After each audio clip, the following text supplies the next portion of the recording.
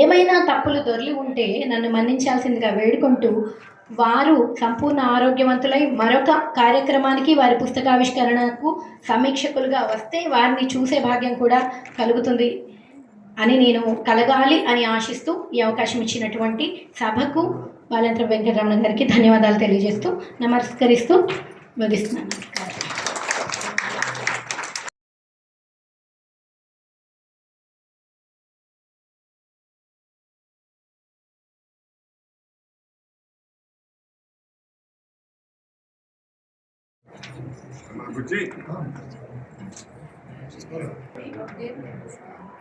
కొంచెం ముందుకు రండి. ఓకే,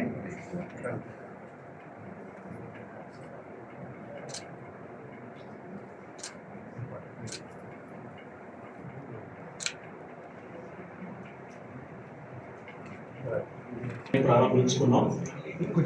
బాలాంతరపు వెంకటరమణ గారి హృదయ ఆవిష్కరణ ఈ కార్యక్రమంలో చివరి అంశంగా రచయిత హృదయ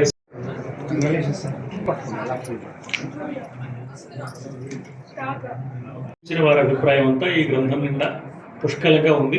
మనంతా గ్రంథాన్ని అధ్యయనం చేసి రమణ గారి ఆశయాన్ని మనం వినియోగించుకోవచ్చు. కార్యక్రమం చివరికి వచ్చింది. వందన సమర్పణ కార్యక్రమాన్ని నిర్వహించవలసిందిగా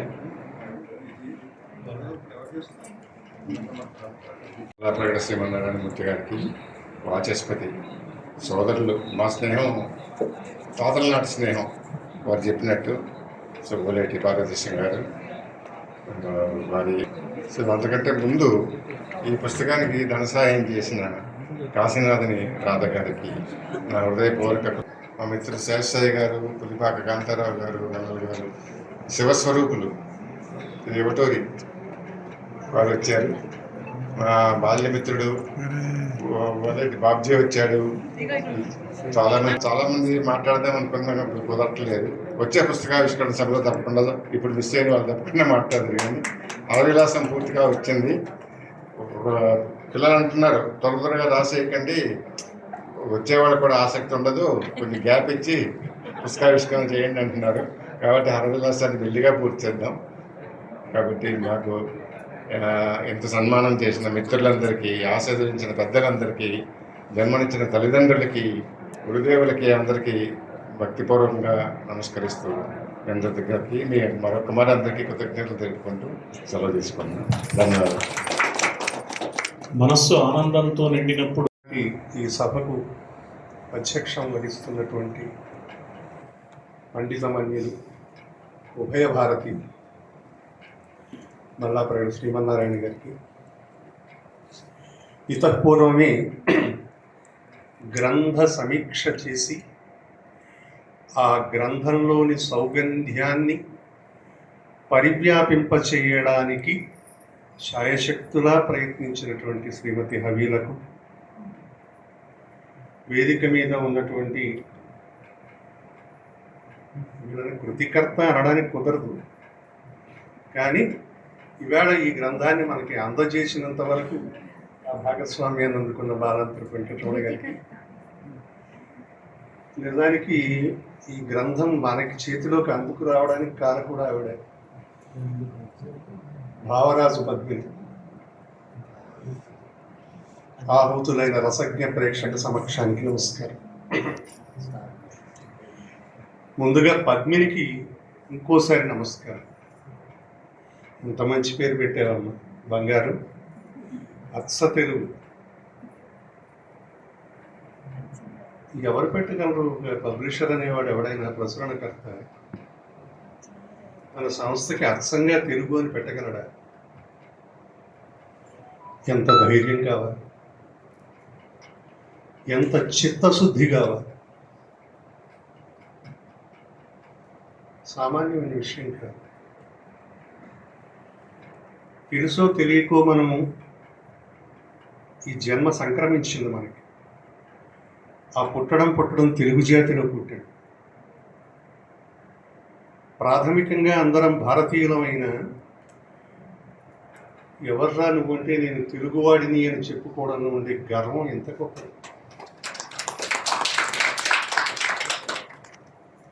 ఒక మంగళంపల్లి బాలమురళీకృష్ణకు, ఒక శ్రీపాద వారికు, ఒక నీదునూరి వారికు, ఒక విశ్వనాథ సత్యనారాయణకు, ఒక రాయప్రోలుకు, ఒక దేవులపల్లి కృష్ణశాస్త్రికు, ఒక అక్కినేని నాగేశ్వరరావుకు, ఒక ఎన్టీ రామారావుకు, ఒక ఆచంట వెంకటరత్న నాయుడుకు, ఒక పిసపాటికు, ఒక షణ్ముఖి ఆంజనేయరాజుకు, ఇంతమంది తెలుగు వాళ్ళకి నేను వారసుని చెప్పుకోవడం ఎంత గొప్పతనం. అలాంటి తెలుగు భాష మనకి మాతృభాష అవడం ఎంత గొప్పతనం. అలాంటి మాతృభాషలో ఉన్న గ్రంథాలను ప్రచురించడానికి అచ్చంగా తెలుగు అని పెట్టుకున్న పద్మినిని అభినందిస్తూ, ఒక సంగీతమేదో పాడునట్లు, ఒక సంగీతమేదో పాడునట్లు, భాషించునప్పుడు వినిపించు భాష, విస్పష్టముగనెల్ల వినిపించునట్లు, స్పష్టోచ్చారణంబునను నరు భాష, రసభావముల సమర్పణ శక్తియందున అమర భాషకు దీటైన భాష, రసభావముల సమర్పణ శక్తియందున అమర భాషకు దీటైన భాష, జీవులలోనున్న చేవయంతయు, జీవులలోనున్న చేవయంతయు చమత్కృతి పల్కులన్ సమర్థించు భాష, భాషలొక పది తెలిసిన ప్రభువు జూచి, భాషలొక పది తెలిసిన ప్రభువు జూచి, భాషయన ఇద్దియని చెప్పబడిన భాష, భాషలొక పది తెలిసిన ప్రభువు జూచి, భాషయన ఇద్దియని చెప్పబడిన భాష, తనర ఛందస్సులోని అందమ్ము నడక తీర్చి చూపించినటిది తెలుగు భాష అని తెలుగు వాళ్ళకి తొట్టతొలిగా జ్ఞానపీఠం అనేటువంటి ఒక పురస్కారాన్ని భిక్ష వేసిన మహానుభావుడు విశ్వనాథ సత్యనారాయణ గారు సంస్తుతించిన భాష ఇది. అలాంటి భాష, దానికి సంబంధించినటువంటి విస్తృతిలో ఎంత సాహిత్యం వచ్చింది, ఎన్ని గ్రంథాలు వచ్చాయి. ఒక నన్నయ్య దగ్గర మొదలు పెడితే ఇవాళ నారాయణ రెడ్డి గారి తర్వాతి తరాల వరకు ఎంత సాహిత్యం ప్రవహించింది ఈ దేశం. అలాంటి సాహిత్యాన్ని పరివ్యాపింప చెయ్యవలసినటువంటి బాధ్యత, అది ప్రాచీనమా అర్వాచీనమా అనేటువంటి మీమాంసలకు అతీతంగా దాన్ని సమాజ హితం చేయవలసినటువంటి బాధ్యత తెలుగు వాళ్ళకి, ప్రతి వాళ్ళకి ఉన్నది. అది మన బాధ్యతగా గుర్తించవలసినటువంటి అవసరం ఉన్నది. శ్రీమతి బాలపర్తి హవీలా గారికి సుప్రసిద్ధ సాహితీవేత్తలు శ్రీ పార్వతీశం గారు సమక్షంలో శ్రీ బాలాప్రభు వెంకటరమణ గారు అందిస్తున్న అభినందన సత్కారం ఇది.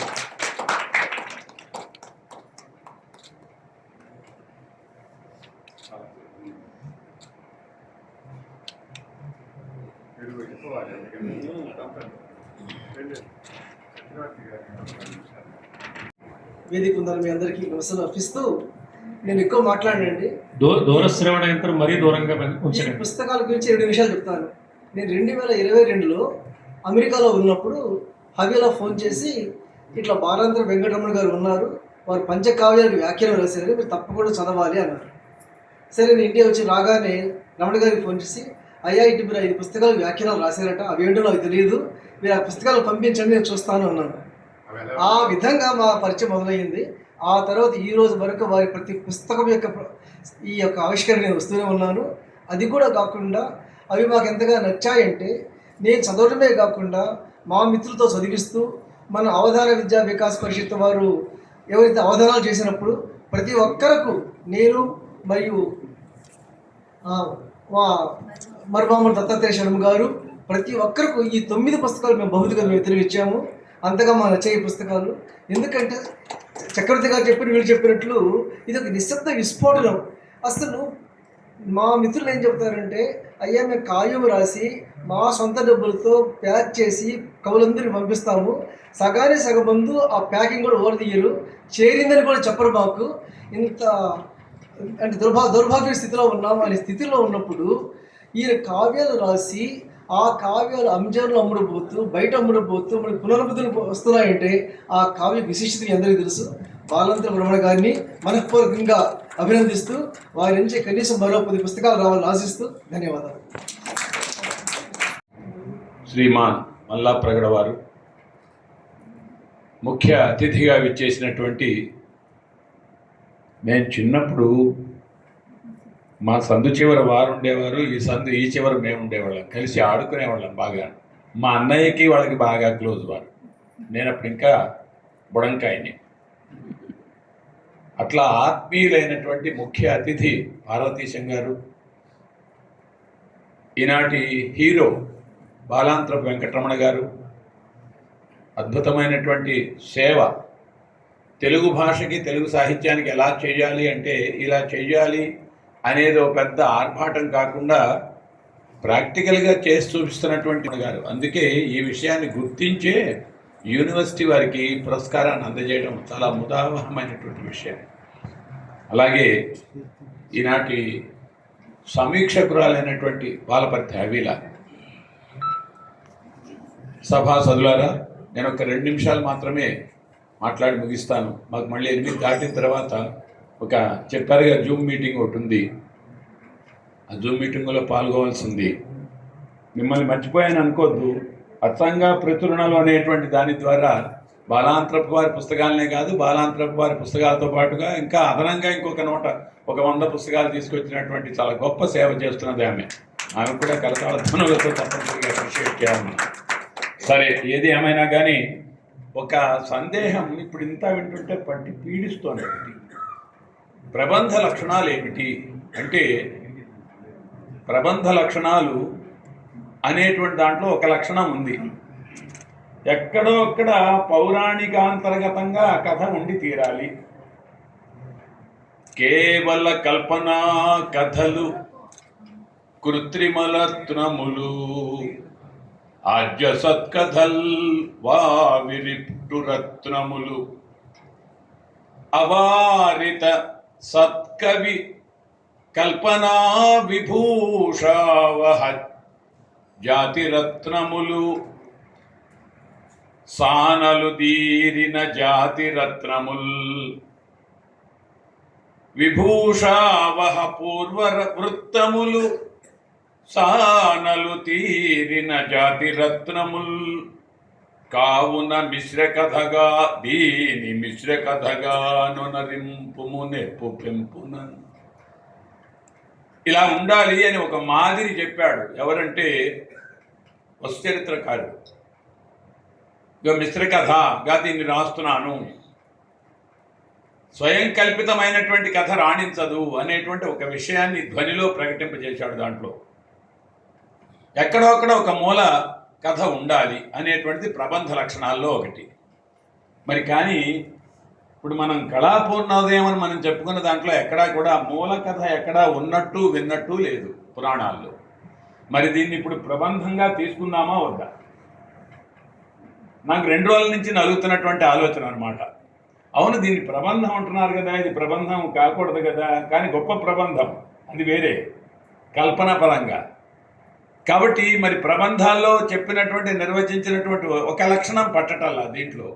కాబట్టి ప్రబంధమా కాదా? తర్వాత మేము వెళ్ళిపోయిన తర్వాత పార్వతీశం గారు, మధుర భారతి వారు మనకి చెప్పాలి. అప్పటికి మేము ఉండం, అది వేరే విషయం, తెలుసుకుంటా తర్వాత. నేను తర్వాత ఎన్ని జిమ్మిక్స్ చేశాడంటే చాలా గందరగోళం అండి. కళాపూర్ణోదయం కథ చాలా గందరగోళం.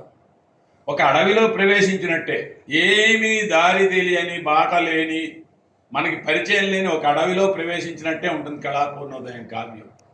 2 సార్లు 3 సార్లు చదివినా కానీ కొంచెం గందరగోళ పరుస్తూనే ఉంటుంది కథ. ఈనాటి డైరెక్టర్స్, బాగా తీయగలిగినటువంటి నైపుణ్యం కలిగినటువంటి చిత్ర దర్శకులు ఎడిటింగ్ ఎంత అద్భుతంగా చేస్తారో తన కావ్యంలో చేస్తే బాగుంటుందో, చేస్తారో కాదు, చేస్తే బాగుంటుందో, ఏ ఘట్టం తర్వాత ఏ ఘట్టం పెడితే కూర్పు చేస్తే బాగుంటుందో, ఇందాక స్క్రీన్ ప్లే అన్నారు ఎవరు, ఆ స్క్రీన్ ప్లే ఎలా చేస్తే బాగుంటుందో ఇదంతా ఒక రోడ్డు వేసేసి మార్గదర్శనం చేసి చూపాడు పింగళి సూరన్న. ఒక అద్భుతమైనటువంటి కావ్యం. అలాంటి ఎన్నో విశేషమైనటువంటి విషయాలు దాంట్లో ఉన్నాయి. ఇట్లాంటి ఒక బృహత్ కార్యాన్ని నెత్తి మీద అందామా, భుజాల మీద అందామా, ఒళ్ళంతా అందామా వేసుకున్నారు మొత్తం మీద వెంకటరమణ గారు పరిచయం చేసేటువంటి కార్యక్రమాన్ని. ఒళ్ళంతా, ఇల్లంతా, ఇల్లంతా కూడా, ఎందుకంటే పిల్లలు వండి పెట్టాలి కదండి. ఏమిటి నీకు అర్థమాని రాత్రి ఏమిటి అని చెప్పి ఆయనే మరి అడిగినప్పుడు టీయో కాఫీయో అందించాలి, టిఫిన్ పెట్టాలి, ఆకలి అయితే ఏదైనా పెట్టాలి. ఇంట్లో ఖాళీ లేదు, వారు రాసిన పుస్తకాలు అన్ని గదుల్లో నిండిపోయి ఉన్నాయి. కాబట్టి వారు చాలా చేస్తున్నారు. వారిని భరిస్తున్న కుటుంబ సభ్యులకు కూడా జేజేలు పలకాలి. భరిస్తున్నారన్న నేను పాజిటివ్ సెన్స్తో అంటున్నా తప్ప నెగిటివ్ సెన్స్తో అంటల్లా. అంటే పార్వతీశం గారికి తెలుసు, మా ఇల్లు కూడా అంతే, ఒక అడవిలా ఉండేది. మా నాన్నగారు ఆ మంచం చుట్టూ పుస్తకాలు పరిచి ఉండేవి. సరే, ఇంట్లో ఎప్పుడు సాధింపులు ఉంటాయి, తెలిసిందే కదా, ఎవరు సాధిస్తారో చెప్పక్కర్లా. ఇంట్లో పడుకునే ప్లేస్ మాత్రం ఉండేది, చుట్టూ పుస్తకాలు పరుచుకుని ఉండేవారు. ఏది ఎప్పుడు రెఫరెన్స్ కావాల్సి రాత్రి రావటం, లేవటం, చూసుకోవటం. మీరు గమనించినప్పుడు వాళ్ళు సర్దేయకుండా ఉన్నందుకు మెచ్చుకోవాలి. అది జరుగుతూనే ఉండేది, అక్షింతలు పడుతూనే ఉండేవి. ఇది కూడా జరుగుతూనే ఉండేది. ఒక నడిచే లైబ్రరీ లాగా ఉండేవారు. వారందరికీ బాగా ఆత్మీయం అన్నగారు. ఇది ఎందుకు చెప్తున్నానంటే, ఈ వ్యాసంగం పెట్టుకోవడం, చెయ్యడం, రాయడం ఎందుకంటే ఎవరికి కావాలండి ప్రబంధాలు అని అనుకుందామంటే అది అనుకోవడానికి వీలు లేకుండా ఆవిడ ఇప్పుడు కొన్ని మంచి మాటలు చెప్పారు. విద్యార్థులు వచ్చి వందల కొద్దీ పుస్తకాలు తీసుకుంటున్నారు, పునర్ముద్రణ వేయాల్సినటువంటి పరిస్థితి ఉందని ఒక ఆశావహమైనటువంటి విషయం చెప్పారు. అందుచేత ఎవరికి కావాలండి అనుకోవడానికి లేదు. ఇప్పుడు అయ్యా అందరికీ కావాలి, మీరు ఎన్ని రాస్తారో అన్నీ రాయాలి అని విన్నవించుకుంటూ, మీకు ప్రార్థించుకుంటూ, తెలుగు సమాజం పక్షాన, తెలుగు సంఘాల పక్షాన, తెలుగు వాట్సాప్ సమూహాల పక్షాన నాకు ఈ అవకాశం ఇచ్చి ముందు మాట్లాడేటువంటి, ఎక్కువ మాట్లాడితే దిగమనేటువంటి దాకా ఆ చప్పట్లు అలా వస్తాయి. అంచేత ఆ ప్రమాదం రాకుండా మీ అందరి నుంచి నేను సెలవు, అంటే ఇప్పటికి ఈ కార్యక్రమంలో సెలవు, రెండో అర్థం తీసుకోకండి, సెలవు తీసుకోవడానికి అనుమతి ఇమ్మని చెప్పి పెద్దల్ని మిమ్మల్ని కోరుతూ సెలవు. నమస్కారం, ధన్యవాదాలు. గారి కళాపూర్ణోదయ కావ్య పరిచయాన్ని మనకు పరిచయం చేశారు. పింగళి సూరణ రచనను అర్థం చేసుకోవడానికి రమణ గారు ఎంత కృషి చేశారో, ఈ కావ్య పరిచయాన్ని మనకు అందించడానికి అంత కృషి చేశారు శ్రీమతి హవీలా గారు. ఎందుకంటే కళాపూర్ణోదయ కావ్యం మిగతా కావ్యాల కంటే కొంచెం భిన్నమైన కావ్యం. సరస్వతి చతుర్ముఖుల ప్రణయంతో ప్రారంభించి దశల వారీగా కథను సత్యలోకం నుంచి భూలోకానికి దింపుతూ వచ్చాడు. దాంపత్యం ఎన్ని విధాలుగా ఉంటుందో, దాంపత్యం కామం నుంచి స్నేహంగా మారినప్పుడు దాని మధురిమ ఎంత పెరుగుతుందో చెప్పడం కోసమే పింగళి సూరణ కళాపూర్ణోదయ కావ్య రచన చేశాడు అని కూడా విమర్శకులు తెలియజేశారు. ఇంతకుముందే పింగళి లక్ష్మీకాంతం గారి వంటి పెద్దలు ఆ మాట చెప్పారు. అందువల్ల ఈ కావ్యాన్ని అవగాహన చేసుకోవడానికి ఏ మార్గాన్ని అనుసరించాలో ఆ మార్గాన్ని అనుసరించారు శ్రీ వెంకటరమణ గారు. ఇప్పటి వరకు రాసిన అన్ని కావ్యాలు చూస్తే వెంకటరమణ గారి మార్గాన్ని మనం గమనిస్తే పూర్వ వ్యాఖ్యాతల రచనలన్నీ వారు అధ్యయనం చేసి ఆ వ్యాఖ్యాతల అభిప్రాయాల సారాంశాన్ని అందిస్తూ తమ అభిప్రాయం కూడా చెప్తూ వచ్చారు. మరొక విషయం చెప్పాలి, చాలామంది విమర్శకులు ఈవేళ చేయకపోతున్న పనిని, చేయకుండా ఉంటున్న పనిని వారు చేస్తున్నారు. అదేమిటంటే వారి ఆర్జవం. వేరే గ్రంథాల నుంచి తీసుకున్నప్పుడు మల్లాది వారు ఇలా అన్నారు, కందుకూరి వారు ఇలా అన్నారు, పింగళి వారు ఇలా అన్నారు అని వదలకుండా వారు చెప్తూ వస్తున్నారు. తన అభిప్రాయం ఏదో తాను చివరికి చెప్తారు, వారి అభిప్రాయాలని వివరంగా చెప్తున్నారు. ఎవరిదైనా ఇతరుల విషయం చెప్పారో తప్పకుండా చెప్పాలి, అప్పుడు అది కొటేషన్ అవుతుంది. ఆ మాట చెప్పకపోతే అది కొట్టేషన్ అవుతుంది. ఆ గ్రంథ చౌర్యం ధర్మం కాదు సాహితీవేత్తలకు అని మా గురువు గారు చెప్తూ ఉండేవారు. సరిగ్గా బాలాంతరపు వెంకటరమణ గారు కొటేషన్ మాత్రమే పాటించారు కాబట్టి వారికి గ్రంథ శౌర్యమే ఉన్నది కానీ గ్రంథ చౌర్యం లేదు. కాబట్టి ఆ నిజాయితీని వారు చూపించారు. చూపిస్తూ ఒకవేళ ఇద్దరు సమీక్షకులు వేరువేరు అభిప్రాయాలు లోగడ చెప్పి ఉంటే దేన్ని స్వీకరించాలి, ఈ రెండింటినీ ఎలా సమన్వయించుకోవాలి, ఔచిత్యాన్ని పాటించి గ్రంథంలో నుంచే సమాధానాన్ని రాబట్టినప్పుడు ఏ నిర్ణయానికి మనం రాగలుగుతామో ఆ నిర్ణయాన్ని అందించడంలో వారు మెలకువ చూపించారు. ఆ విశేషాలన్నీ అవిలా గారు తమ ప్రసంగంలో అందించారు. నిజానికి ఈ కావ్య పరిచయం చేయడానికి చాలా ఎక్కువ సమయం కావాలి. పరిమితమైన సమయంలోనే అపరిమితమైన భావాలను వ్యక్తం చేయడానికి తగిన వేదిక కాబట్టి వారు సంక్షిప్త సుందరంగా ఈ కావ్య సమీక్ష చేశారు. వారికి హృదయపూర్వకమైన అభినందనలు అందిస్తూ అభినందన సత్కారాన్ని అందించవలసిందిగా కార్యకర్తలను కోరుతున్నాను. ఇదివరకు మనకి జుమ్మంది నాదం, కానీ ఇటీవలి కాలంలో జూమ్ మంది నాదం అని వారు వెంటనే జూమ్ కార్యక్రమంలో పాల్గొనవలసి ఉన్నందువల్ల అనువుగా వారి చేసిన మధుర భారతి శ్రీ మల్లాప్రగడ శ్రీమన్నారాయణమూర్తి గారికి, అలాగే వాచస్పతి మాన్యులు శ్రీ ఓలేటి పార్వతీశన్ గారికి, అలాగే ఎంతో దూరాభారాన్ని కోర్చుకుని ఇక్కడికి విచ్చేసిన మీ అందరికీ మా కృతజ్ఞతలండి. ఈ సభ ఇంతటితో ముగిసింది. అందమైన శాలువను వారి గడసీమకు అలంకరించి కృతజ్ఞత నివేదన చేస్తున్నారు శ్రీ వెంకటరమణ గారు.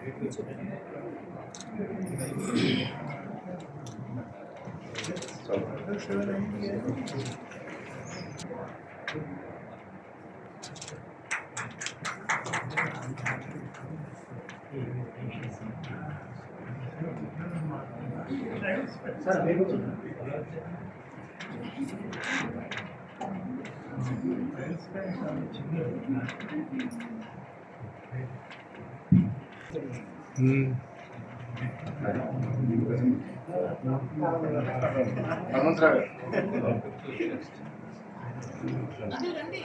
సుబ్రహ్మణ్యం రండి.